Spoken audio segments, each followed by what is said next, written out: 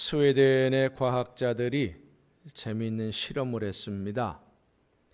까마귀들을 한 장소에 모아두고 나무통 안에 먹이를 넣어둡니다.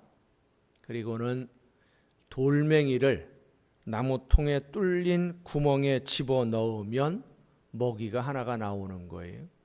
그러면 그 먹이를 이제 먹게 되는 그런 장치를 만들어서 까마귀가 그냥 고기를 먹는 게 아니라 먹이를 먹는 게 아니라 돌멩이를 이용해서 다른 거 집어넣으면 안 나오고 돌멩이만 집어넣어야 먹이가 나오도록 그렇게 훈련을 시켰습니다. 한참 훈련을 시킨 다음에 먹이통을 다 치워버리고 돌멩이들 그리고 뭐 다른 여러 가지 도구들 나무 조각이라든지 플라스틱 조각이라든지 이런 것들을 여러 가지 물건들을 섞어서 이 까마귀들이 있는 곳에 놓아두니까 까마귀들이 훈련을 받은 까마귀들은 저마다 입에 망설임 없이 돌멩이를 하나씩 물고는 기다립니다. 뭘 기다리겠습니까? 나무통이 들어오기를 기다리고 있는 거예요. 나무통이 들어오면 돌멩이를 집어넣으면 먹이가 나오거든요. 그래서 이 돌멩이를 버리질 않고 입에 물고 기다리는데 어느 정도 기다리느냐? 17시간이나 기다립니다. 이 기다림, 앞으로 있을 어떤 일을 기대하면서 계획하고 미래를 예측하면서 기다리는 이런 것을 미래 계획 능력이라고 합니다. 우리 옛날 속담에 그런 말이 있죠. 생일날 잘 먹으려고 이래를 굽는다. 앞으로 있을 일들을 기대하면서 오늘을 준비할 수 있는 이런 마음, 생각, 능력들을 설명하는 그런 말인데 이 미래 계획 능력은 사람을 제외하고는 침팬지 같은 유인원이나 가지고 있는 그런 능력인 줄 알았는데 까마귀에게도 이런 미래 계획 능력이 있다는 것을 실험을 통해서 확인을 한 것입니다. 이 까마귀가 17시간 동안이나 돌멩이를 버리지 않고 포기하지 않고 가지고 있었던 것은 돌멩이를 사용해서 먹이를 구할 수 있다라는 것을 기억하고 있기 때문입니다. 여러분, 우리가 나이가 들면서 깜빡깜빡 잊어버리면 뭘 먹었다고 그래요? 까마귀 고기를 먹어서 깜빡깜빡 한다고 그러지요? 그런 말 해서는 절대 안 됩니다. 이제는 실험을 통해서 확인을 했습니다. 이 스웨덴 과학자들이 까마귀의 미래 계획 능력이 어느 정도냐? 4살짜리 어린 아이보다 훨씬 더 높답니다. 17시간이나 가지고 있는 것을 보면.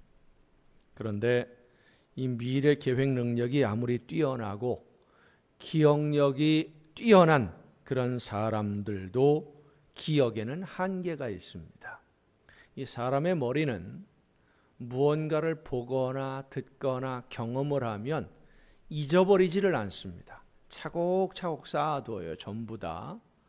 그래서 여러분 나이가 들면 들수록 깜빡깜빡하지요? 왜 깜빡깜빡하느냐? 쌓아둔 게 워낙 많으니까 머릿속에 이게 어디 들어가 박혀 있는지 찾지를 못하는 거예요. 여러분 집에서 살림이 적은 사람들은 찬장에 그릇이 몇 개가 있는지 밥그릇이 몇 개, 국그릇 몇 개, 그릇 찾는데 금방 찾아내요. 그런데 식당이나 이런 데 커다란 거대한 그릇이 많은 데가 있으면 어디에 뭐가 있는지 찾기가 어렵지 않습니까? 그거하고 똑같은 거예요. 사람의 기억력, 이 머리라고 하는 것이 차곡차곡 쌓이다 보니까 이게 어디다 집어넣는지 알지를 못해요. 그래서 끄집어내지를 못하는 것뿐이지 잊어버리지는 않아요. 그러나 어디에 있는지 제대로 찾지 못하기 때문에 기억을 하지 못하는 경우가 참 많습니다. 제가 기억력도 꽤 괜찮았고요. 길은 참 잘 찾는 그런 사람 중에 하나였는데 요즘은 이 내비게이션이라고 하는 편한 기계를 사용하다 보니까 예전처럼 길을 잘 찾지 못하고 당황을 할 때가 있습니다. 지난달에 구역장 수련회를 갔는데 내비게이션만 믿고 따라가는데 이게 엉뚱한 길로 가라고 해요. 이게 내가 아는 길이거든요. 가봤던 길이고 분명히 아는 길인데 다른 길로 가라 그러니까 그때부터 머리가 막 복잡해집니다. 이게 아닌데? 길이 바뀌었나? 다른 길이 만들어졌나? 내 기억이 잘못된 건가? 그 차를 운전하는 순간에 짧은 시간에 지금 여기서 우회전을 하라고 하는데 내비게이션에서는 내 기억에는 분명히 직진을 해야 되는데 이게 왜 바뀌었을까? 몇 시간 동안 고민한 게 아니라 1, 2초 사이에 정말 많은 생각을 했어요. 나중에 알고 보니까 내비게이션도 맞고 내 기억도 맞아요. 돌아가는 것 뿐이지 어쨌든 그 길로 가는 게 맞기는 맞는데 많이 고민을 하게 만들었어요. 이 사람의 능력은 한계가 있습니다. 그래서 알고 있던 것도 잊어버릴 때가 많고 약속을 하고도 잊어버릴 때가 있습니다. 약속을 했는데 중요하게 생각하지 않거나 가볍게 생각해서 잊어버리는 것이 아니라 정말 중요한 약속이라고 생각하고 있는데도 그냥 깜빡 잊어버리게 되고 시간이 다 되어서 그게 기억이 나면 막 허둥대기도 하고 우리 성도님들이 가장 많이 하는 실수 중에 가스레인지에 국이나 찌개 올려놓았다가 가끔 한 번씩 태워 먹는 것도 기억이 깜빡깜빡하기 때문에 얼마 전에 어디론가 전화를 하려고 핸드폰을 찾는데 핸드폰이 눈에 안 띄어요. 분명히 여기다 놨는데 이게 없어요. 주머니도 다 뒤져보고 뭐 여기저기 다 뒤져보는데 핸드폰이 눈에 뜨이지를 않아요. 어떻게 된 건가? 열심히 찾았습니다. 한참 찾다 보니까 처음에 놓아뒀던 그 자리에 이게 있더라고요. 아까 분명히 없었는데. 아까 처음에 찾을 때는 분명히 거기 없었어요. 근데 한참을 찾다가 보니까 핸드폰이 거기 있어요. 여기 있는 걸 여태까지 찾았구나. 그리고는 어디로 전화하려고 했던 걸 깜빡 잊어버렸어요. 왜 찾았는지도 잃어버렸어요. 그냥 핸드폰 찾은 것만 다행이야. 한참이 지난 다음에 아까 내가 핸드폰을 왜 그렇게 찾았지? 가만히 생각해 보니까 어디론가 전화를 했어야 되는데 누구한테 전화를 하려고 내가 핸드폰을 찾았나? 또 한참 생각을 했어요. 지나고 나서. 우리는 늘 그렇습니다. 그렇게 중요하지만 잊어버릴 때도 있고 깜빡깜빡하면서 기억을 잃어버릴 때가 참 많습니다. 그런데 오늘 하나님은 말씀하십니다. 오직 시온이 이르기를 여호와께서 나를 버리시며 주께서 나를 잊으셨다 하였거니와 여인이 어찌 그 젖먹는 자식을 잊겠으며 자기 태에서 난 아들을 긍휼히 여기지 않겠느냐.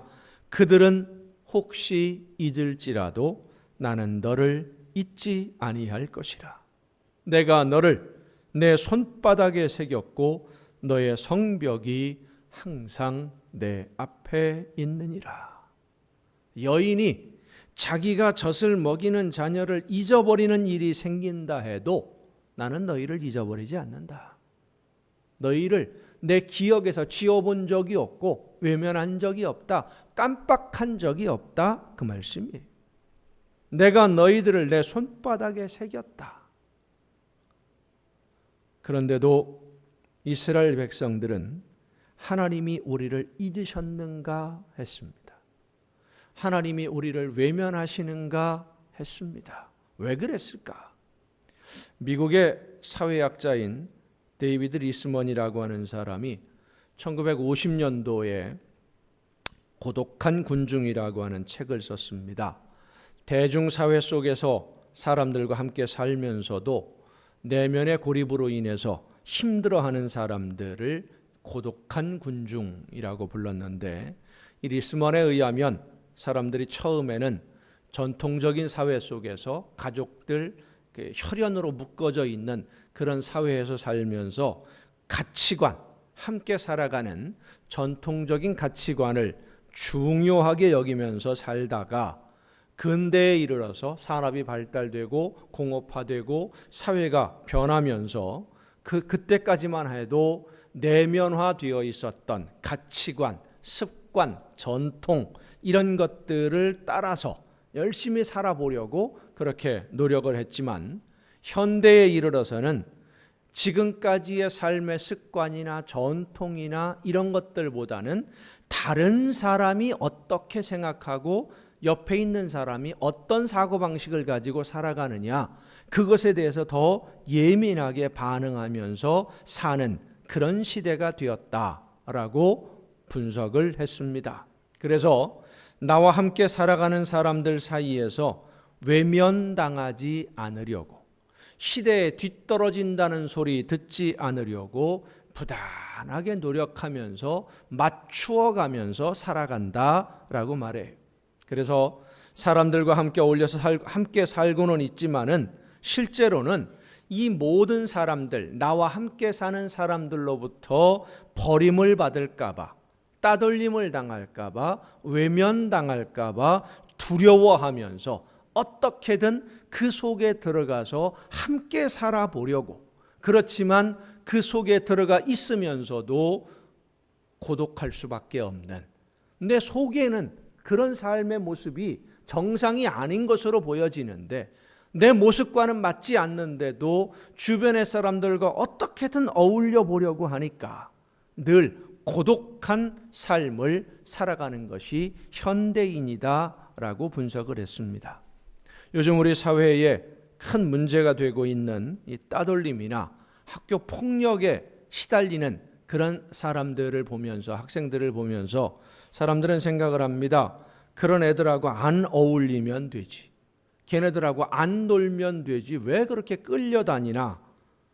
현대 사회는 차라리 아픔을 겪으면 겪었지 혼자여야 한다, 나 혼자밖에는 없다라고 하는 외로움을 견디지 못하는 그런 사회이기 때문에 폭력을 당하더라도, 고통을 당하더라도 같이 어울려 줄 수만 있다면 어떤 고통도 어떤 수모도 감수할 수 있다라고 생각하는 그런 사고방식 때문에 오늘의 사회가 그렇게 만들어져 있기 때문에 학교에서 폭력을 당하면, 친구들에게 폭력을 당하고 따돌림을 당하고 많은 어려움을 당하면서도 거기서 헤어나오려고 스스로 노력하지 않는다라고 리스먼은 분석을 합니다.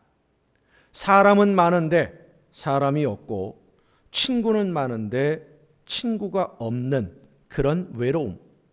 사실 현대 사회는 각자가 살아가느라 너무 바빠서 옆에 있는 사람을 돌아보고 배려할 여유가 없는 것이 사실입니다. 서로 경쟁을 해야, 이겨야 살아남고 성공할 수 있는 그런 사회 분위기 속에서 양보하고 배려하는 모습 찾아보기 어렵습니다. 그러면서도 함께 어울려야 그래도 마음이 안심이 돼요. 함께 어울리기는 하지만 배려하지도 않고 배려받지도 못하고, 양보하지도 않고 양보받지도 못하고, 그렇게 혼자서 여럿이 같이 있지만 사실은 나 혼자다라는 생각 때문에 사람들은 늘 외로워할 수밖에 없어요. 어려운 일을 만났는데 누구와 의논할 사람이 없을 때 우리는 외로움을 더 많이 느끼게 됩니다. 힘든 일이 있는데 의지할 사람이 없을 때 더 힘들어지게 됩니다.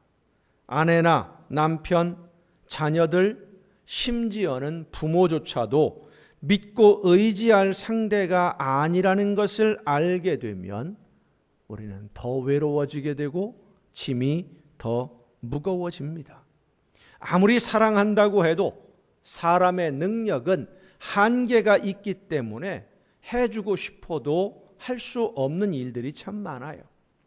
얼마 전에 동남아에서 오랫동안 선교 활동을 하시던 목사님이 건강에 이상이 생겨서 검사를 해보니까 간이 다 망가졌어요. 더 이상 손 쓸 수가 없는 상태가 되어서 간 이식 수술을 받아야 되는데 이게 또 체질하고 다 맞아야 되는데 맞는 사람이 없어요.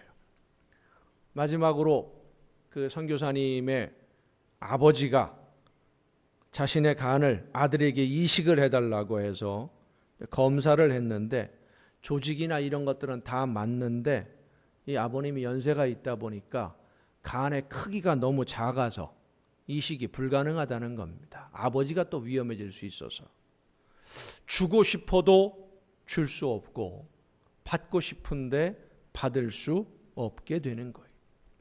사람들이 낙심하고 절망하는 가장 큰 이유는 내가 어려운 일을 당했는데 함께 짐을 나누어 질 진정한 이웃이 없기 때문입니다.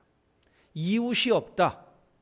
나와 함께 짐을 나누어 질 사람이 없다. 정말 외로운 거지요. 그런데 우리가 잊지 말아야 할 것은 이웃이 없는 것이 아닙니다.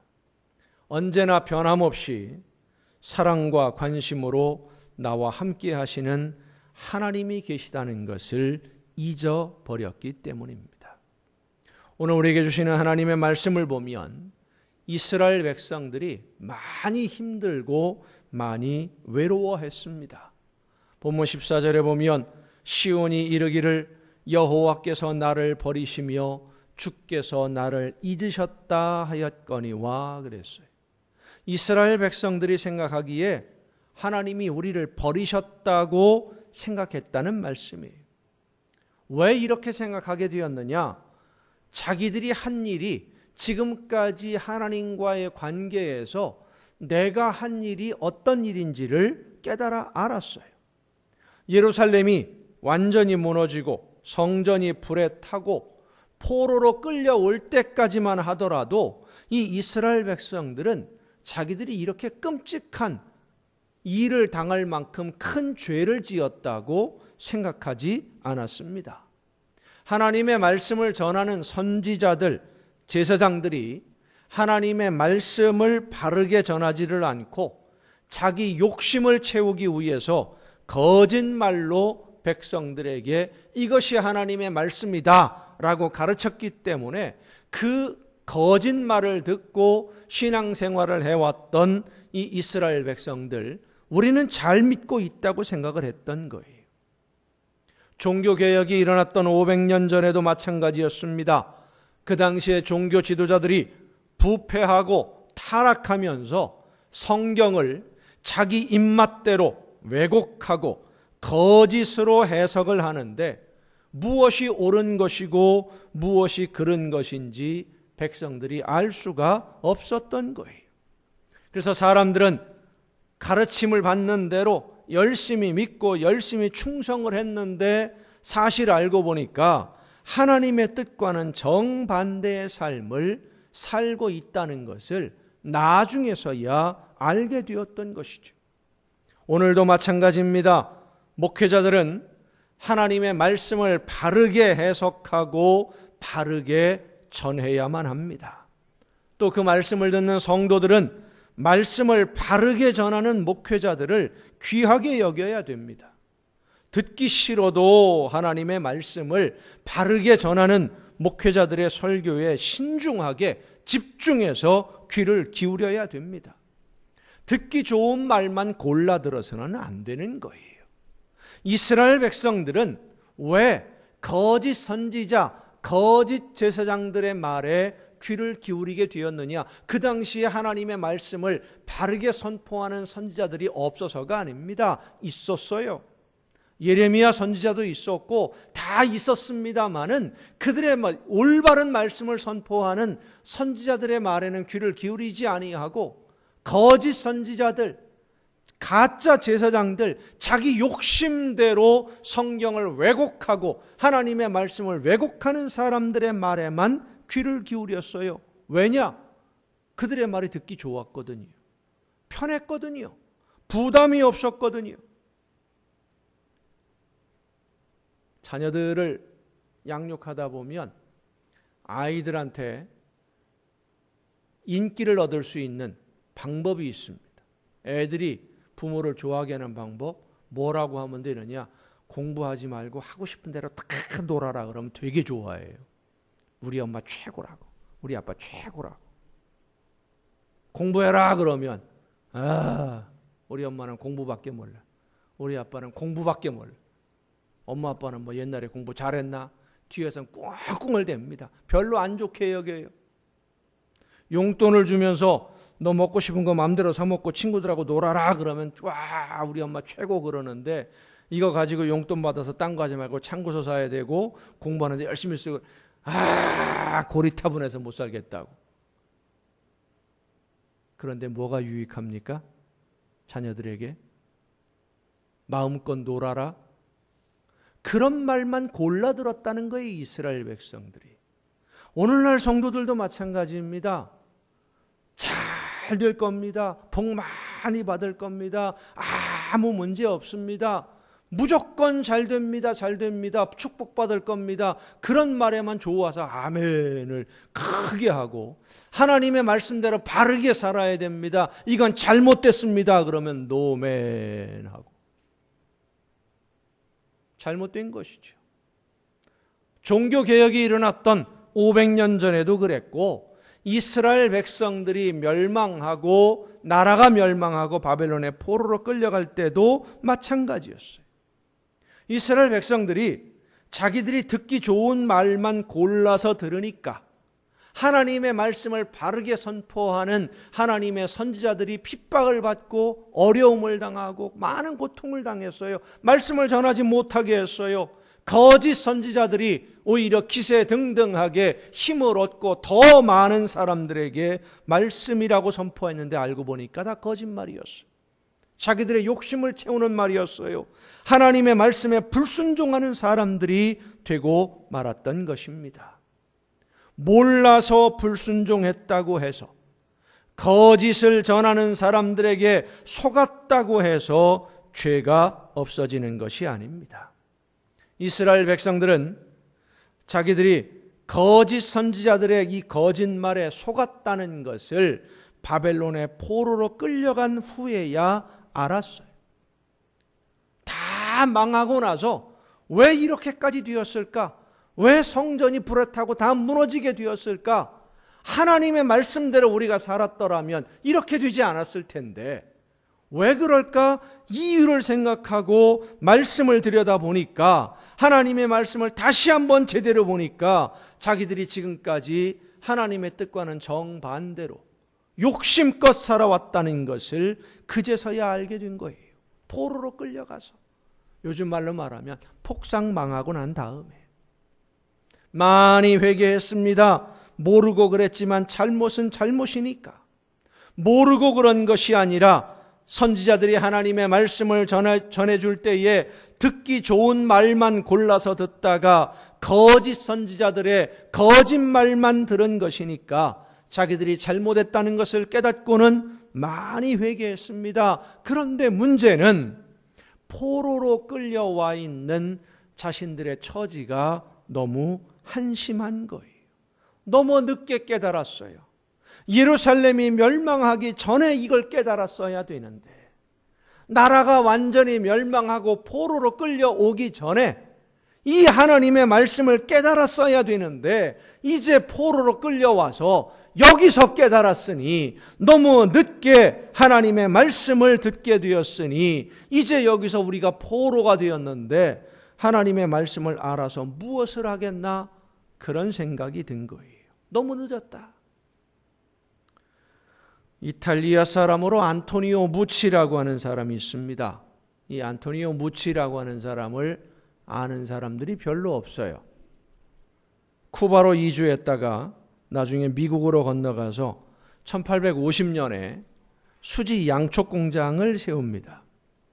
이분이 양촉 공장을 운영을 하다가 아주 우연한 기회에 전기가 소리를 전달한다는 것을 알게 되었어요.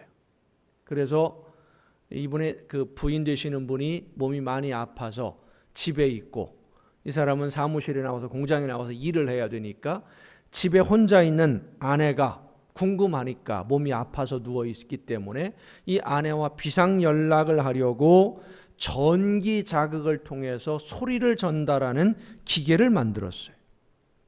근데 이 기계가 거의 만들어졌을 때에 수지 양초 회사가 망해버리고 말았습니다. 도산을 한 거예요. 파산을 한 거예요.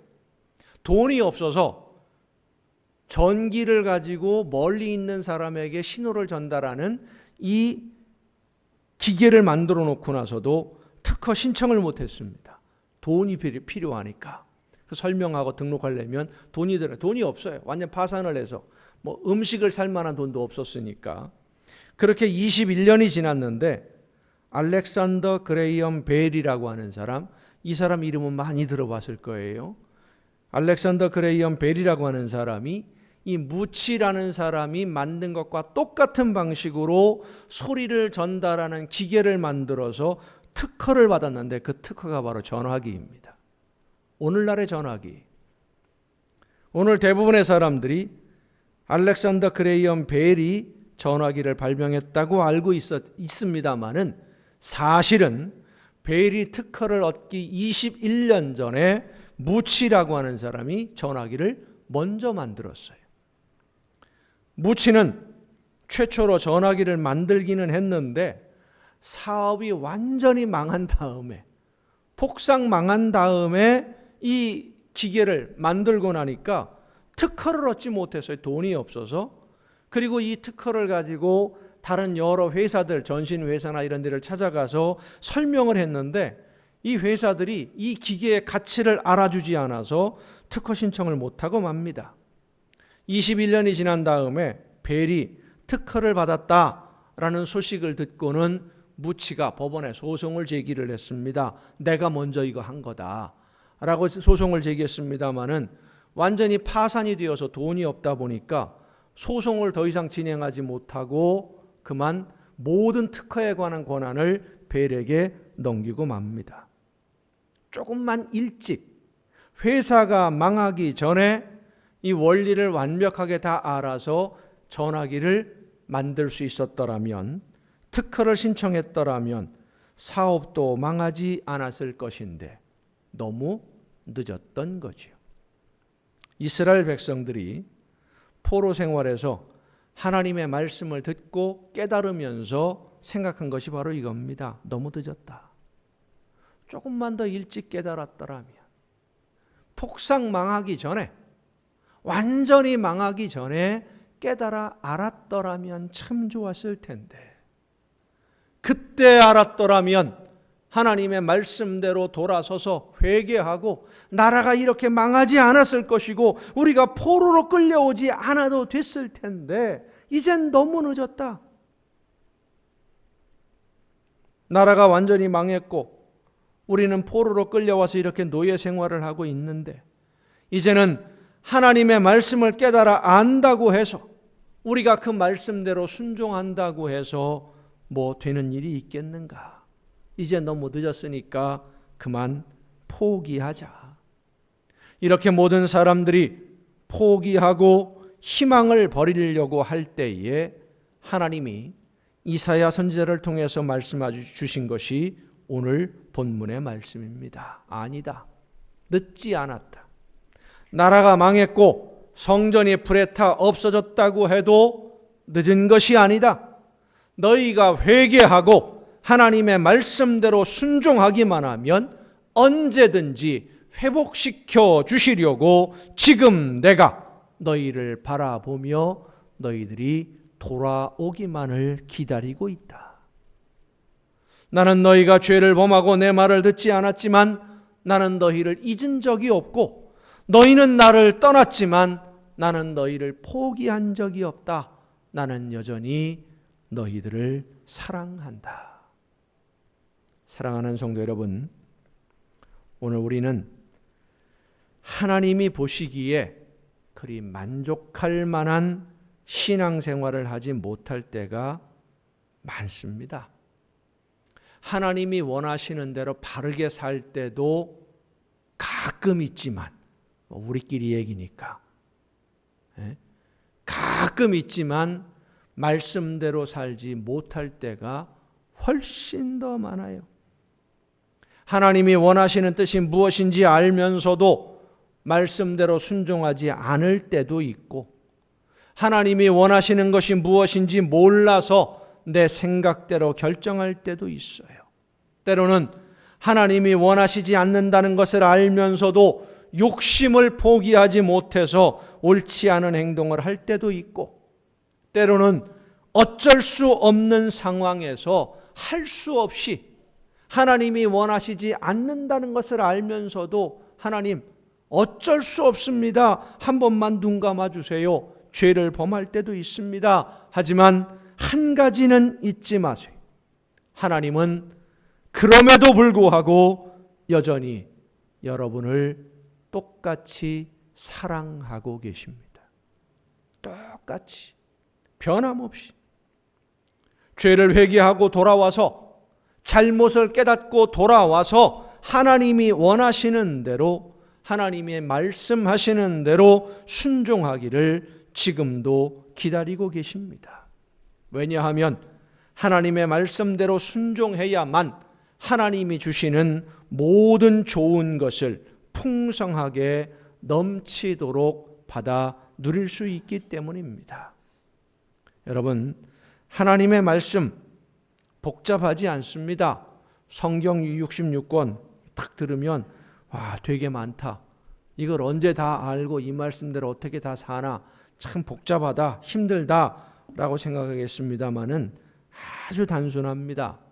한 율법사가 예수님에게 와서 물었습니다. 선생님, 율법 중에 어느 계명이 가장 큽니까?